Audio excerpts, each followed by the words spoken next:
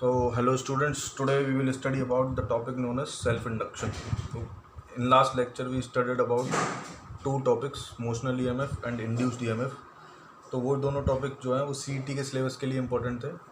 Important इतने ज़्यादा नहीं थे लेकिन मेन सिलेबस के लिए बहुत इंपॉर्टेंट थे.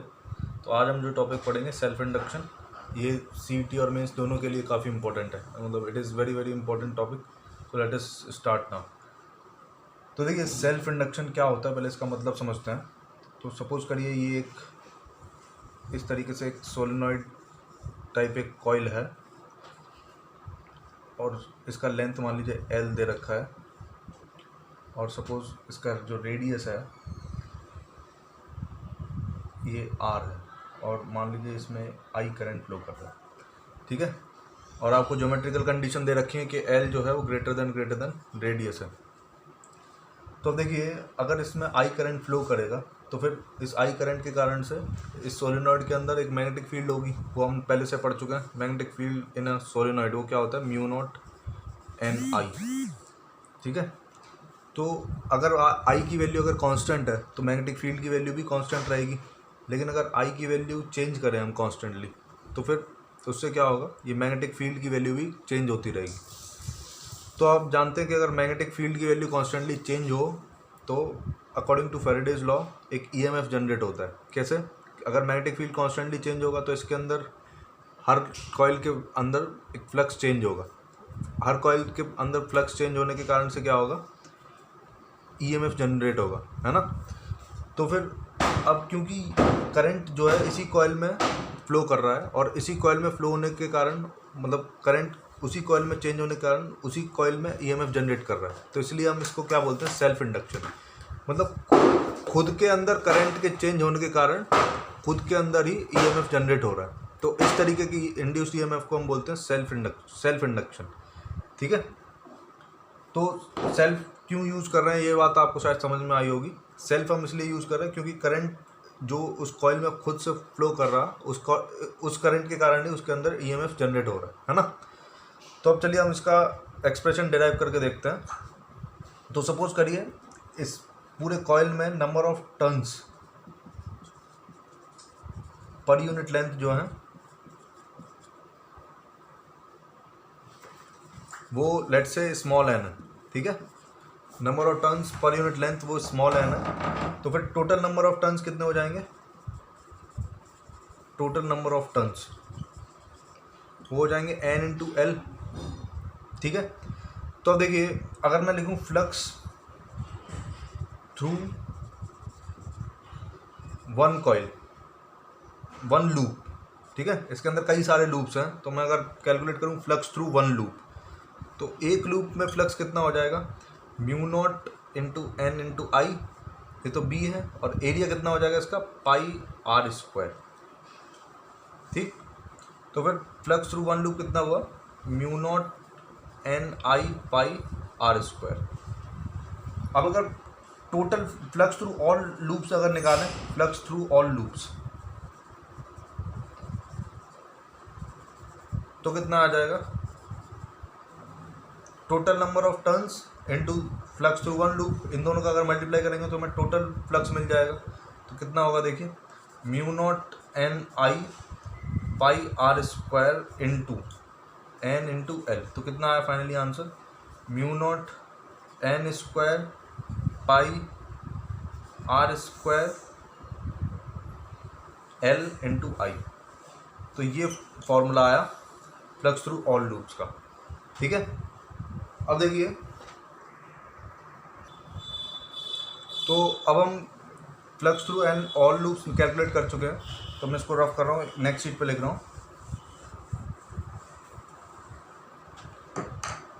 तो टोटल फ्लक्स की वैल्यू आई हमारे पास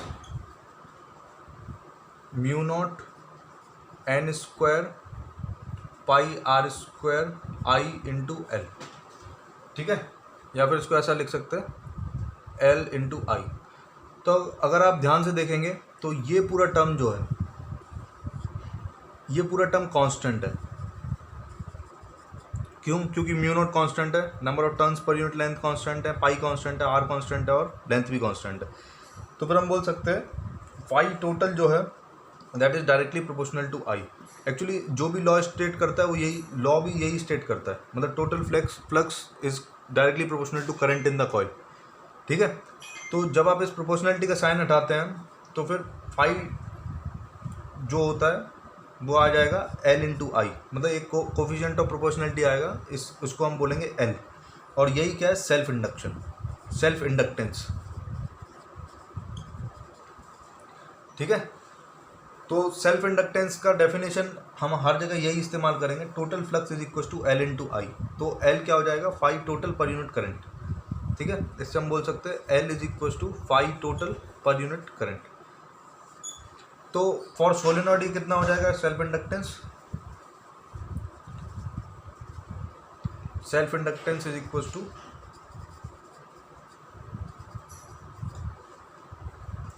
ये कितना हो जाएगा, ये पूरा टर्म है ना, इस पूरे टर्म को ही हम क्या बोल रहे हैं, एल, क्योंकि ये पूरा का पूरा टर्म कांस्टेंट है और आई के साथ मल्टीप्लाई हो रहा है, तो फिर एल की वैल्यू कितनी हो जाएगी, mu naught N square pi square R square into L.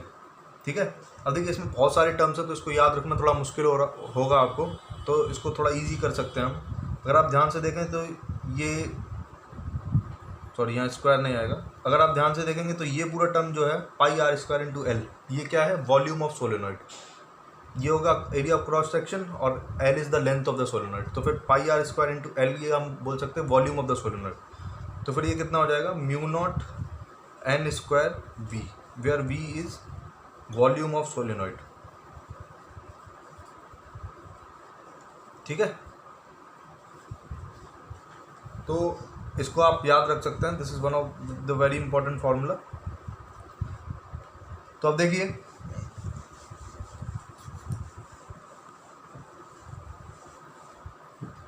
अभी हमारे पास इंडक्टेंस फॉर सेल्फ मतलब सोलेनॉइड का फॉर्मूला आ गया, mu naught N square we.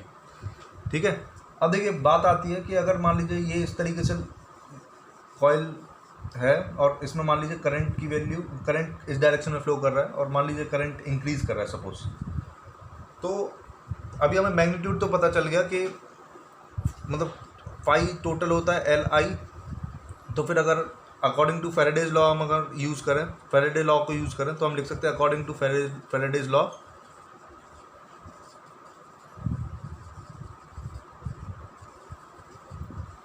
EMF कितना हो जाएगा, D phi by D T.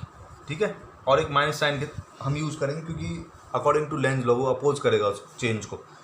तो देखिए हमारे पास फाई का एक्सप्रेशन तो ऑलरेडी कैलकुलेट हो चुका है, एल आई, तो अगर हम इसको डिफ्रेंशिएट कर दें तो एल तो इसमें कांस्टेंट है और आई चेंज हो रहा है, तो फिर हम इसको क्या लिख सकते हैं, minus L D I by D T.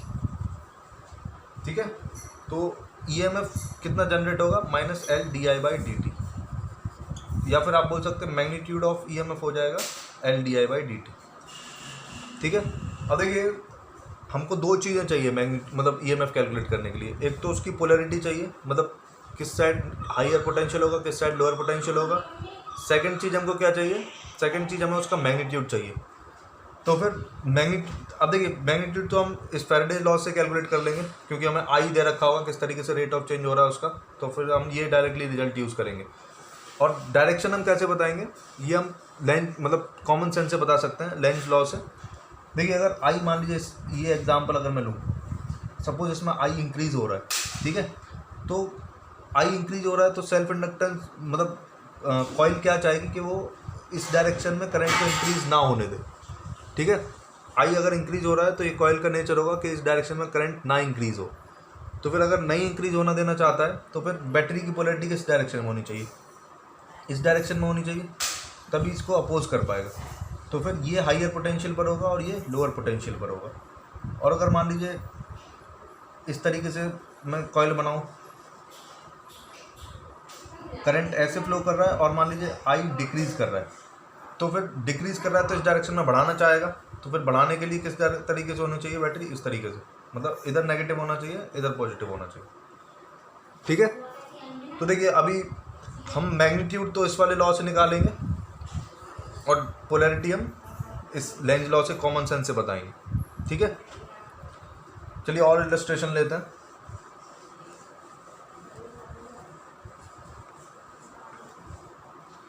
Suppose करिए ये इस तरीके से कॉइल है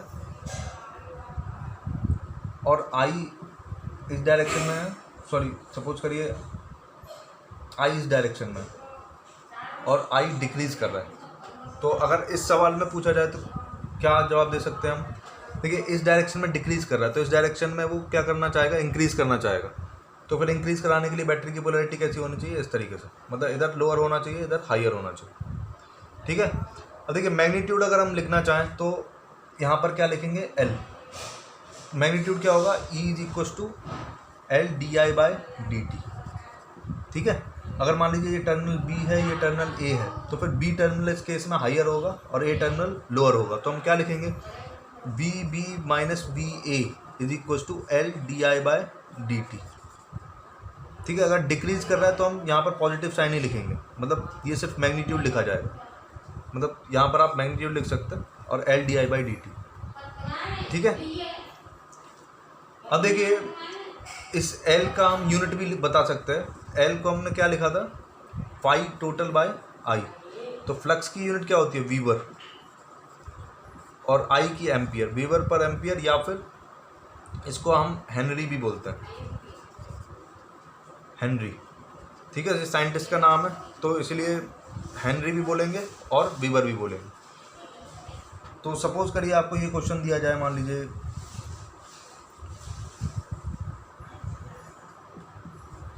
सपोज करिए ये एक कॉइल है जिसका इंडक्टेंस 10 हेनरी है और आई की वैल्यू लेट्स से 2 एम्पियर और D I by D T आपको दे रखा है 0.5 एम्पियर पर सेकेंड। ठीक है।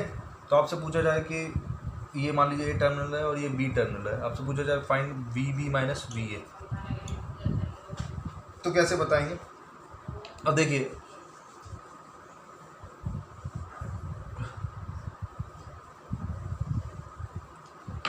हमसे V B minus V A पूछा गया, तो सबसे पहले तो हम ये देख लेते हैं कि पोलैरिटी उसकी किस साइड होगी, है ना, पोलैरिटी कैसे होगी। तो देखिए करंट इस डायरेक्शन में फ्लो कर रहा है और इंक्रीज़ कर रहा है, क्योंकि D I by D T की वैल्यू जो है वो पॉजिटिव है। तो करंट इंक्रीज़ कर रहा है इस डायरेक्शन में, तो इसका नेचर क्या होगा, ये डिक्रीज़ कराना चाहेगा। तो फिर बैटरी हम कैसे बनाएंगे, इस तरीके से, मतलब इधर हाइयर होगा इधर लोअर होगा। तो फिर V B minus V A कैसा आना चाहिए, नेगेटिव। ठीक। तो पहले हम इसका मैग्नीट्यूड भी निकाल लेते हैं। एल की वैल्यू दे रखी है 10 हेनरी, तो 10 into D I by D T 0.5, तो कितना आया ये, 5 वोल्ट्स। ठीक है। तो V B minus V A कितना हो जाएगा, -5 वोल्ट्स। समझ आया? चलिए और इलस्ट्रेशन करते हैं।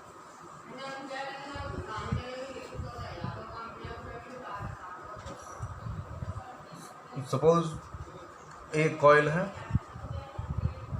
और एक इसमें लेट्स से रेजिस्टेंस भी लगा है और एक बैटरी भी लगी, और सपोज करिए ये टर्मिनल ए और ये टर्मिनल बी, और मान लीजिए करंट ऐसे फ्लो कर रहा है आई, और D I by D T की वैल्यू है -0.2 एम्पियर पर सेकेंड, आई की value 2 ampere, resistance let's say 2 ओम, और एल की वैल्यू 5 हेनरी। तो हमको कैलकुलेट करना है, calculate V A minus V B. ठीक है। तो अब देखिए कैसे कैलकुलेट करेंगे। तो अगर हम वी बी से स्टार्ट करें तो वी बी प्लस, अब ये राइज होगा, इसका मान लीजिए ये 5 वोल्ट्स की बैटरी है, तो वी बी प्लस 5। अब देखिए हम रेजिस्टेंस में जानते हैं कि करंट के डायरेक्शन में पोटेंशियल डिक्रीज़ करता है, क्योंकि current higher to lower potential flow करता है। तो फिर कितना डिक्रीज़ करेगा, आई इंटू आर, आई की वैल्यू है 2 और आर की वैल्यू है 2, तो फिर कितना डिक्रीज़ कर जाएगा, 4, तो -4 यहाँ पर पहुँच गया। अब देखिए करंट इस डायरेक्शन में फ्लो कर रहा है और ये नेगेटिव है, इसका मतलब डिक्रीज़ कर रहा है। तो इस डायरेक्शन में डिक्रीज़ कर रहा है, तो बैटरी की पोलैरिटी किधर होगी, मतलब बैटरी इस तरीके से बनेगी जिससे राइज करे, तो फिर इधर नेगेटिव होगा इधर पॉजिटिव होगा, मतलब left right to left current potential की वैल्यू इंक्रीज़ करेगी। कितनी इंक्रीज़ करेगी, L D I by D T. तो अब D I by D T का मैग्नीट्यूड लेंगे क्योंकि हमने पोलैरिटी ऑलरेडी डिसाइड कर ली है। तो फिर कितना इंक्रीज़ करेगी, +5 इंटू 0.2। ठीक है, तो हम कहाँ पर पहुँच गए, VA पे। तो हमसे पूछा गया VA माइनस VB, तो देखिए VB ये कितना आ जाएगा 2, तो VA माइनस VB इसकी वैल्यू कितनी आई 2 वोल्ट्स। आई होप आपको ये इलस्ट्रेशन समझ में आया। चलिए एक इलस्ट्रेशन और करते हैं।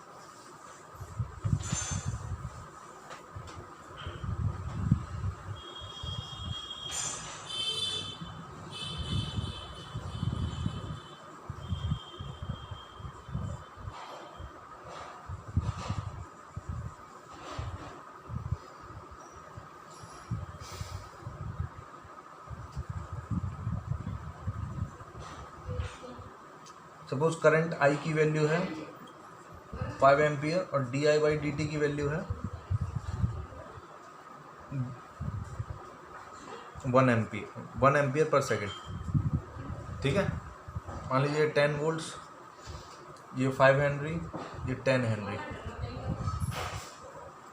आपसे पूछा गया VA माइनस VB, एकदम सिंपल सवाल, एकदम बेसिक डेफिनेशन पे। तो देखिए कैसे सॉल्व करेंगे। अब di/dt की वैल्यू क्योंकि पॉजिटिव है तो इसका मतलब करंट इंक्रीज कर रहा है। करंट इंक्रीज कर रहा है तो डिक्रीज कराना चाहेगा, ये वाला भी, मतलब दोनों के दोनों इंडक्टर जो हैं वो डिक्रीज कराना चाहेंगे। तो देखिए इस कॉइल को हम सोलेनॉइड की जगह इंडक्टर बोलते हैं ना, जगह जगह आपको इंडक्टर लिखा मिलेगा। तो ये कॉइल क्या है, इंडक्टर। इस कॉइल को हम इंडक्टर बोलते हैं।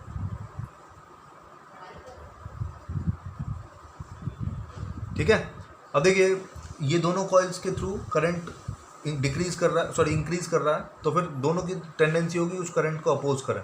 तो फिर क्या पोलैरिटी बनाएंगे आप बैटरी की, यहाँ पर हायर पोटेंशियल होगा, इधर लोअर पोटेंशियल होगा, ऐसे इधर भी हायर पोटेंशियल होगा, इधर भी लोअर पोटेंशियल होगा। तो हमें पोलैरिटी तो इससे पता चल गई। और दूसरा बात हमको क्या पता करना है, इसका मैग्नीट्यूड।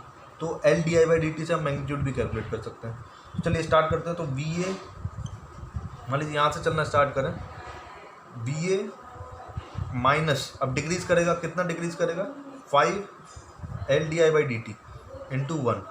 ठीक है, अब फिर इंक्रीज करेगा +10 और फिर से डिक्रीज करेगा। डिक्रीज कितना करेगा -10 into di/dt 1 is equal to VB। तो देखिए कितना आया 5 और 10, ये 15 माइनस में, मतलब 10 माइनस 15 तो कितना आया -5। तो VA माइनस VB कितना हो जाएगा +5। तो आई होप इतने इलस्ट्रेशन सफिशिएंट है। तो अब आप किसी भी मतलब सर्किट में आप पोटेंशियल डिफरेंस का राइज और फॉल कैलकुलेट कर सकते हैं, है ना। अब देखिए आपको एक चीज़ और मैं बताना चाहूँगा, जैसे अभी आप ये इंडक्टर ऐसे बनाते हैं और सपोज करंट ऐसे है और इंक्रीज़ कर रहा है ना, I इंक्रीज़ कर रहा है, तो फिर आप पोलैरिटी लेंज लॉ से बताते हैं। मतलब क्या लिखते हैं आप, I इंक्रीज़ कर रहा है तो फिर पोलैरिटी इस तरीके से होनी चाहिए। ठीक है, और फिर LdI/dt का मैग्नीट्यूड लेते हैं। मतलब आपको दो काम करने पड़ते हैं। आप इसकी जगह एक काम और कर सकते हैं, जैसे आप रजिस्टर में लिखते हैं इस तरीके से। मान लीजिए रजिस्टर है और करंट इस तरीके से फ्लो कर रहा है, तो current high to low flow करता है तो इधर पॉजिटिव होगा, इधर नेगेटिव टर्मिनल होगा। हाई टू लो फ्लो करेगा तो, ठीक है। अब current high to low flow करेगा। अब यहाँ पर तो आप डायरेक्टली लिख देते हैं -IR, अगर आप A से B जाएंगे तो, ठीक है। VA minus IR is equal to VB आप इजीली लिख देते हैं। तो सेम चीज़ अगर हम यहाँ इंडक्टर में लिखना चाहें तो कैसे लिखेंगे, आप सिंपली क्या करिए, जैसे आप रजिस्टर के लिए बनाते हैं पॉजिटिव टू नेगेटिव, ऐसे ही आप यहाँ पर भी बना दीजिए पॉजिटिव टू नेगेटिव। ठीक है, फिर मान लीजिए ये A टर्मिनल है और ये B टर्मिनल है, तो फिर आप कैसे लिखेंगे VA minus VB is equal to, directly आप मतलब हाइयर टू लोअर जा रहे हैं तो फिर आप क्या लिख सकते हैं -LdI/dt, क्योंकि डिक्रीज़ किया। मतलब मैं एक अच्छे से लिख कर दिखाता हूँ आपको। क्या लिखेंगे आप, VA अब डिक्रीज़ कर रहा है तो VA minus LdI/dt is equal to VB। ठीक है, अब देखिए आपने ऐसा लिखा तो है, लेकिन आपको एक बात याद रखनी है, ये di/dt जो है ये विद साइन लिखना है इस सिचुएशन को यूज़ करने के लिए, विद साइन। ठीक है, आप डायरेक्टली हायर टू लोअर बना दीजिए, डिक्रीज़ करा दीजिए, और di/dt को विद साइन लिखना है। अगर ये डिक्रीज़ कर रहा है तो नेगेटिव लिखेंगे, अगर इंक्रीज़ कर रहा है तो पॉजिटिव लिखेंगे। तो ये अपने आप जैसे आप पहले कर रहे थे बिल्कुल एग्जैक्टली वैसा ही आ जाएगा। ठीक है, So this is all about potential difference, rise and fall, magnitude as well as direction. Now let us move to calculating energy stored in inductor. ठीक है, energy stored in inductor. तो सपोज करिए ये एक इंडक्टर है, इसका inductance L और current I flow कर रहा है, ठीक है। तो अब देखिए इस कंडक्टर में suppose I not current flow कर रहा है, तो आई नॉट करंट ऐसा तो है नहीं कि डायरेक्टली आई नॉट फ्लो करने लगा होगा, ये कभी तो जीरो रहा होगा, 0 एम्पियर, तो ग्रेजुअली ये इंक्रीज़ किया होगा 0 से आई नॉट तक। तो हम मान लेते हैं कि किसी समय पे इसमें करंट आई फ्लो कर रहा था। चलिए उससे पहले आपको मैं एक सिंपल सवाल पूछता हूँ। जैसे सपोज करिए ये एक बैटरी है, ठीक है, और मान लीजिए 10 वोल्ट्स और करंट फ्लो कर रहा है 2 एम्पियर। तो आपसे पूछा जाए ये डिस्चार्ज हो रही है डिस्चार्ज हो रही है, तो फिर आप मान लीजिए इस तरीके की पोलैरिटी लिख देता हूँ मैं। तो फिर इस केस में अगर आपसे पूछा जाए वेदर द बैटरी चार्जिंग और डिस्चार्जिंग, तो आप क्या जवाब देंगे?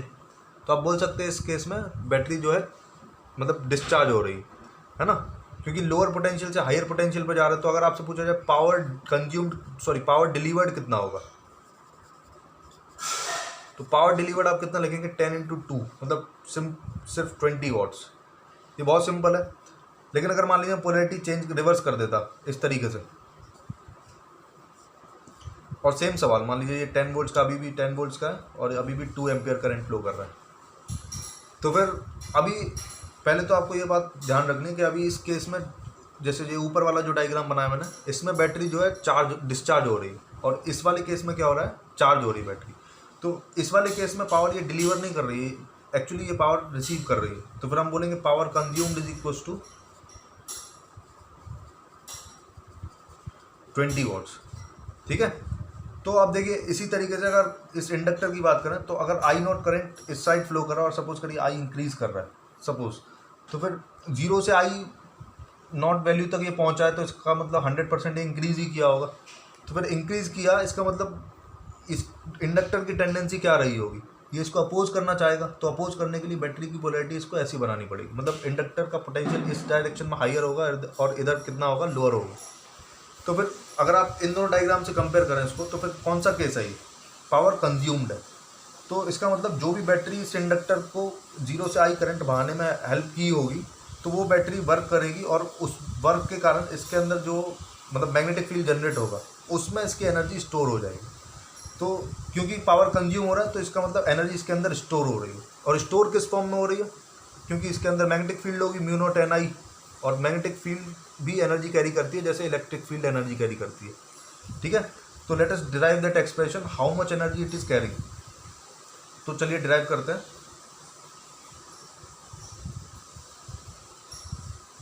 तो देखिए पावर रिसीव्ड क्या होता है?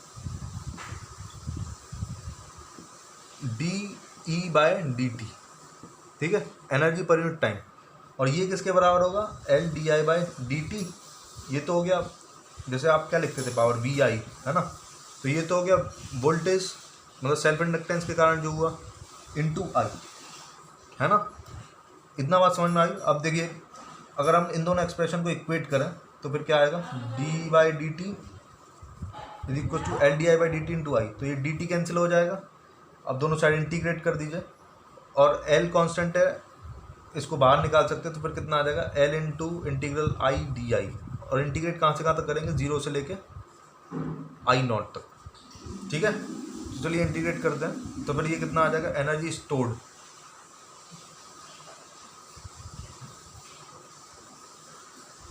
L into I0 square by 2, मतलब आप लिख सकते हैं half L I0 square by half L I0 square, ठीक है। This is very important formula, मतलब टोटल एनर्जी स्टोर कितनी होगी? हाफ L I0 स्क्वायर, ठीक है।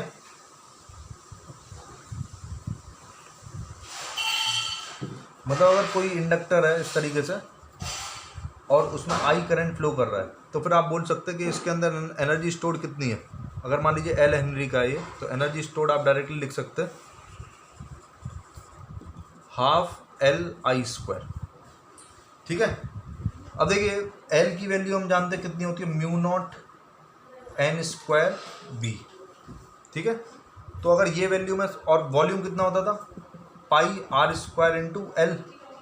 तो फाइनली अगर मैं इस वॉल्यूम के एक्सप्रेशन को इसमें सब्स्टिट्यूट करूँ तो कितना आएगा, mu naught N square R square, यहाँ पर पाई लिख देता हूँ, pi mu naught N square R square into L, ठीक है, mu naught N square into volume. तो ये एक्सप्रेशन आया। अब ये एक्सप्रेशन आप इसमें सब्स्टिट्यूट करिए, देखिए कितना आएगा। तो एनर्जी स्टोर्ड अगर हम लिखें, चलिए ये एक्सप्रेशन आपको लिखना भी नहीं, आप डायरेक्टली इतना ही लिखा रहने दीजिए। तो फिर हम एनर्जी स्टोर्ड कितना लिखेंगे, देखिए half into mu naught N square into V into I square. तो ये एनर्जी स्टोर्ड हो जाएगा। तो अगर आपसे पूछा जाए energy stored per unit volume कितनी होगी, energy stored per unit volume, तो वो कितना होगा, वॉल्यूम को हम इस साइड ले आएंगे, आरएचएस में ले जाएंगे, तो फिर कितना आ जाएगा, half mu naught N square I square, ठीक है। वॉल्यूम इधर आरएचएस में चला गया तो इधर एलएचएस में क्या बचेगा, सिर्फ half mu naught N square I square. तो देखिए मैग्नेटिक फील्ड इनसाइड सोलेनॉइड का फॉर्मूला होता है म्यू नॉट इंटू एन आई। तो अगर मैं न्यूमरेटर और डिनोमिनेटर में म्यू नॉट का मल्टीप्लाई डिवाइड कर दूं तो कुछ फ़र्क नहीं पड़ेगा। और देखिए एक नया फार्मूला जनरेट होगा, कैसे, अगर आप म्यू नॉट और म्यू नॉट जो न्यूमरेटर में उन दोनों को मल्टीप्लाई करते हैं तो mu naught square N square I square बना न्यूमरेटर में। तो फिर बेसिकली ये क्या है, मैग्नेटिक फील्ड का स्क्वायर है। तो आप इसको क्या लिख सकते हैं, B square by 2 mu naught, ठीक है। तो एनर्जी पर यूनिट वॉल्यूम को आप क्या बोलते हैं, एनर्जी डेंसिटी। याद करिए ये टर्म हमने इलेक्ट्रोस्टैटिक्स में भी पढ़ा था, और वहाँ पर फॉर्मूला क्या आया था, half epsilon not E square. उस जगह पर हमने फॉर्मूला ड्राइव किया था half epsilon not E square. ये इलेक्ट्रिक फील्ड में एनर्जी डेंसिटी थी। तो जिस तरीके से इलेक्ट्रिक फील्ड एनर्जी कैरी करती है उसी तरीके से ये मैग्नेटिक फील्ड भी एनर्जी कैरी करती है। और मैग्नेटिक एनर्जी डेंसिटी कितनी होती है, B naught B square by 2 mu naught. तो ये भी बहुत इंपॉर्टेंट फार्मूला है, इसको आप इसको भी हमें याद रखना है। इसकी सिमिलरिटी हम आगे के किसी चैप्टर में भी पढ़ेंगे, अभी के लिए आप ये फार्मूला याद रख सकते हैं। चलिए हम एक न्यूमेरिकल और इस पर कर लेते हैं, फिर बाकी का नेक्स्ट लेक्चर में हम पढ़ेंगे। सपोज करिए लेट्स से ये एक इनफाइनाइट वायर है ना, into the board current flow कर रहा है और ये इनफाइनाइट वायर है। तो आपसे बोला गया कि यहाँ से r दूरी पर और r से लेट्स से 2r दूरी पर दो हमने कॉन्सेंट्रिक इनफाइनाइट सिलेंडर्स बनाए, और हमसे पूछा जा रहा है कैलकुलेट एनर्जी स्टोर्ड। देखिए पूरा अगर इनफाइनाइट तक निकालेंगे तो अनंत एनर्जी स्टोर होगी, लेकिन हमसे पूरी नहीं पूछी जा रही, हमसे पूछी जा रही है calculate energy stored per unit length, per unit length of the concentric cylinder.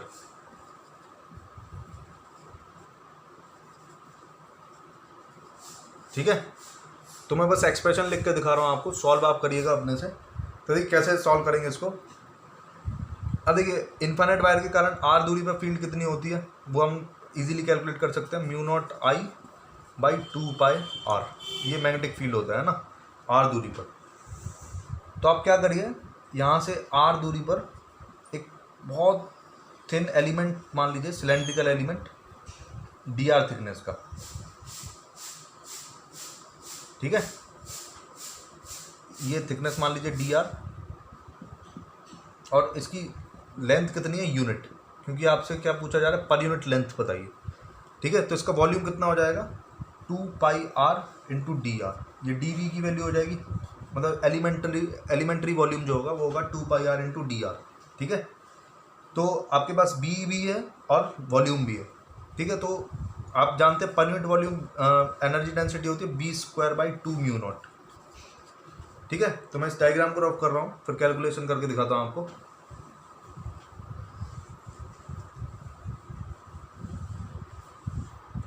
तो देखिए b की वैल्यू आपको पता है, तो B square by 2 mu naught energy density होती है, मतलब पर यूनिट वॉल्यूम जो एनर्जी है वो हम लिख सकते हैं B square by 2 mu naught. तो चलिए स्क्वायर करके देखते हैं, mu naught square I square upon 4 pi square R square upon 2 mu naught है ना, तो इंटू 2 म्यू नॉट हो जाएगा।